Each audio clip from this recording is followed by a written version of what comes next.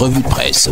Ghislain Cougan. Bienvenue à tous, merci de nous renouveler votre confiance. Nous sommes le mardi 24 avril 2018. Démarrons le tour des journaux par le quotidien à capitaux publics Cameroun Tribune qui titre à la une: Sénat, la rentrée. Les membres de la deuxième législature se retrouvent au palais des congrès de Yaoundé ce jour à partir de 11h dans le cadre de l'ouverture de la session ordinaire de plein droit. Pages 2 et 3 du quotidien Cameroun Tribune pour plus de détails. Toujours à la une de ce journal, port autonome de Douala, les grands chantiers de 2018, la construction de nouvelles voies pour améliorer la fluidité à l'intérieur et l'achat d'une drague aspiratoire pour l'entretien permanent du chenal d'accès figure en bonne place parmi les 7 actions devant participer à la décongestion de ce port. Pages 10 et 11 pour en savoir davantage.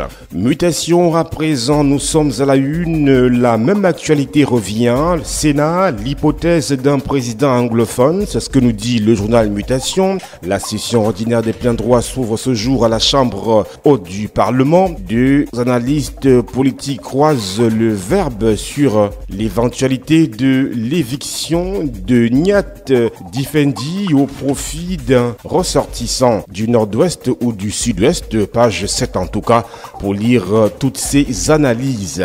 Toujours avec le quotidien Mutation en page 11 cette fois, guerre contre Boko Haram, le mystère des écoles coraniques nous est signifié par ce journal. En page 15 pour sortir de Mutation, fugue des athlètes, nous parlons sport, le président de la FECA Box s'explique sur ce phénomène récurrent au Cameroun. Info matin à présent, présidentielle, la possible coalition SDF-MRC, peut-on lire à la une, en dépit de certaines divergences, les deux partis d'opposition pourraient s'accorder sur un candidat unique. Page 3 pour lire les motivations de cette possibilité. Examens officiels 2018, Nalova, Lyonga et Bidunkwad lancent les épreuves pratiques de PS. Hier, pour superviser le démarrage, le MINSEC et le MINSUP en mission conjointe se sont rendus au sud au même moment. Le CISEN Boniface Bayaoula était à l'ouest. Page 5, 6 et 7 pour plus de détails. Toujours avec le journal Info Matin, IFTIC Sup et NAP, le transfert d'expertise prend corps à Yaoundé en page 4. Fou des livres à la disposition du public, nous dit le journal Info Matin en page 5 de ce numéro. Le quotidien de l'économie à présent à la une, dépenses militaires, ce que le Cameroun investit dans l'achat des armes chinoises. Si en valeur monétaire l'Empire du Milieu se positionne comme le 3e fournisseur du pays, le volume de matériel militaire importé de ce pays fait office du plus important, c'est à lire en page 2 du quotidien de l'économie. Restons avec ce journal. Endettement, Cameroun, Congo et RCA sollicitent le marché financier de la BEAC en page 4. SIAT 2018, toujours avec le quotidien de l'économie, vers la création de l'Ordre national des ingénieurs agronomes. Il va permettre aux experts de ce domaine d'avoir un cadre réglementé pour mieux contribuer au développement agricole du Cameroun. Cette initiative est à consulter en page 7 du quotidien de l'économie. Un autre journal à présent, c'est l'Indépendant. Nous sommes à la une, nomination des DG de société, la liste noire du chef de l'État Paul Biya, de sources concordantes à la présidence de la République. Le mauvais vent devrait souffler sur certains directeurs généraux jeudi dernier, mais le chef de l'État aurait décidé de repousser la bourrasque. Psychose chez les ordonnateurs véreux de crédit en page 3 du journal L'Indépendant. Toujours avec ce journal-là, on parle 3, affaire Mida, on en reparle. Et cette fois-ci, on nous signifie la fin des activités d'une galaxie occulte. Fichier solde de l'État, la révolution du grand argentier national en page 6 et 7 avec Paul Motazé.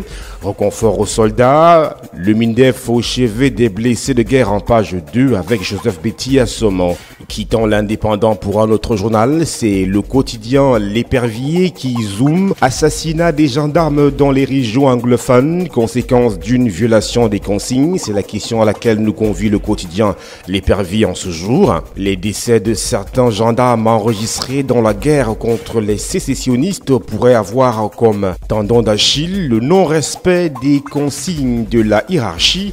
Ceci aurait été le cas le 20 avril 2018 avec le décès du gendarme enlevé puis tué avec un guide. En tout cas, page 4 du quotidien L'Épervier. Toujours avec ce journal, épreuves physiques aux examens. Le MINSEP et le MINESEC s'assurent du bon déroulement en page 2 de ce numéro. Le financier d'Afrique, nous y sommes. Monnaie à la une, le jeu trouble de Soskane sur le franc CFA. Dans sa publication récente, sur cette monnaie, l'ancien ministre français de l'économie et des finances énonce ses limites et donne quelques pistes de référence, oubliant que c'est lui qui l'a placé dans cette situation en 1998 lors du passage à l'euro. C'est à lire en page 14 du journal Le Financier d'Afrique. Toujours avec ce journal, l'agriculture à présent, le recensement à l'épreuve du financement en page 5. Route Colesson-Ding, 72% des travaux réalisés en 7 ans, nous dit Le Financier d'Afrique en page 4 de ce numéro. Toujours avec Le Financier d'Afrique, on parle financement bien évidemment. 13 milliards de francs CFA de la SCB pour transformer le cacao. Comment cela se fait? Eh bien, direction Le Financier d'Afrique. Éco-santé et un esprit sain dans un corps sain, dit-on. Infrastructure, peut-on lire à la une. L'immeuble siège du Lanacom, toujours inachevé. Les travaux de construction de cet édifice ont été lancés depuis le 14 septembre 2011. 7 ans plus tard, ce projet tarde à être livré. D'énormes difficultés financières sont constatées. Pourtant, cette structure est essentielle dans le contrôle de la qualité des produits de grande consommation au Cameroun. Bien plus, on note une absence de texte qui systématise le contrôle de la qualité et la non-application de la redevance dans ce secteur. Direction page 9 du journal Éco-Santé pour plus de précision.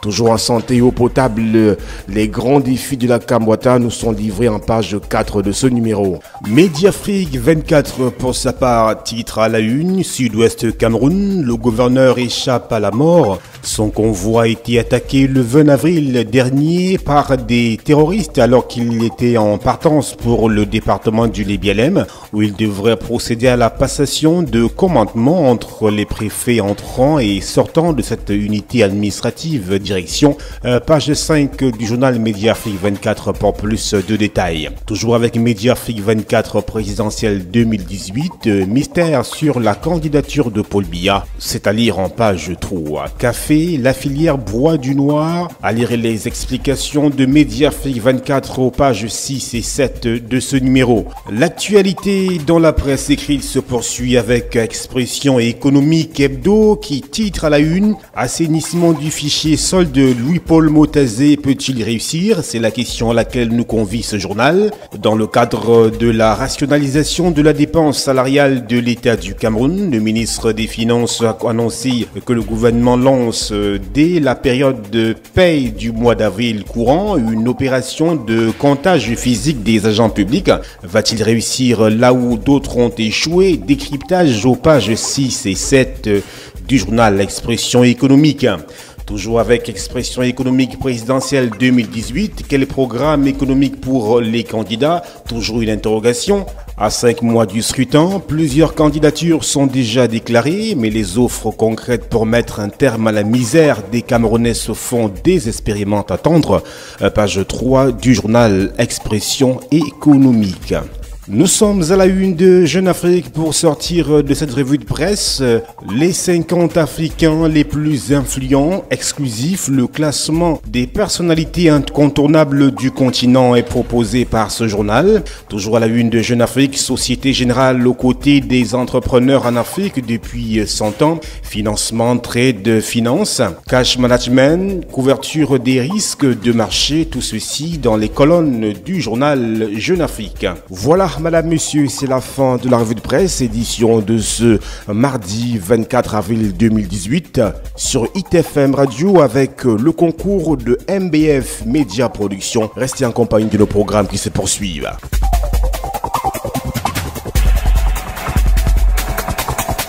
C'était la revue de presse.